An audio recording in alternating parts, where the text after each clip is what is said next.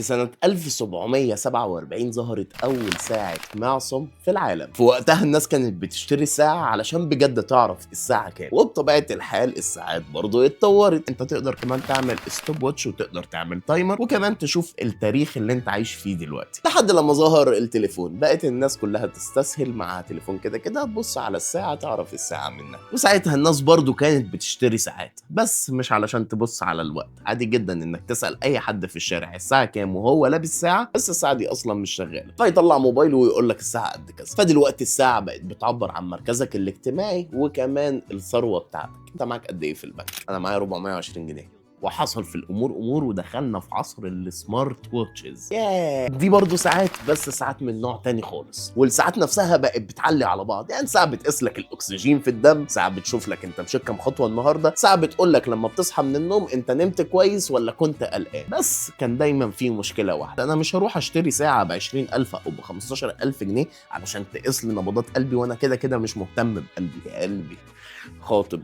بس كل ده اتغير لما كنت بتمشى في المول ولقيت الساعة دي CMF Watch 2 Pro by Nothing، وانا الشركة دي بحبها قوي. وده مش اعلان والله، يعني ده كونتنت، ده محتوى اتفرج. المهم بقى ان دي احلى ساعة انا شفتها في السعر ده. تقدر تغير الفيس بتاع الساعة باي شكل انت عايزه من الابليكيشن بتاع Nothing، وكمان جوه كل شكل تكستم الوان الشكل نفسه علشان يمشي مع الستراب بتاعه. وغير بقى الفيتشرز بتاعتها اصلا اللي انت تقدر تتكلم منها، والمايك بتاعها على فكره حلو، والسبيكر اللي فيها حلو، وفيها برضو انت حرقت كام كالوري ومشيت كام خطوه ودنيتك كانت تمام ولا لا، والاكسجين في دمك عامل ازاي، وضربات قلبك كويسه ولا مش كويسه، والحاجات الكتيره جدا اللي انا ما ببقاش مهتم بيها دي. الميزه اللي بجد بالنسبه لي هي اللي خلتني اشتري الساعه دي هي الشاشه، البطاريه، الساعه نفسها. الشاشه بتاعت الساعه اموليد 60 هرتز، وكمان محميه ضد الميه وضد الاتربه بمعيار IP68، يعني تعرف تتوضى بيها براحتك، تعرف تنزل بيها البسين عادي، ما تنزلش بيها البحر علشان الاملاح بتاعت البحر. وبطاريه الساعه دي بتقعد 12 يوم متواصل من غير ما تشحنها شحنه واحده، ده في حاله اللي انت مش مشغل الاولويز اون ديسبلاي. لو انت مشغل الاولويز اون ديسبلاي الساعه دي مش هتقعد معاك اكتر من 5 ايام. بس 5 ايام متواصل على ساعه ب 4000 جنيه تقريبا،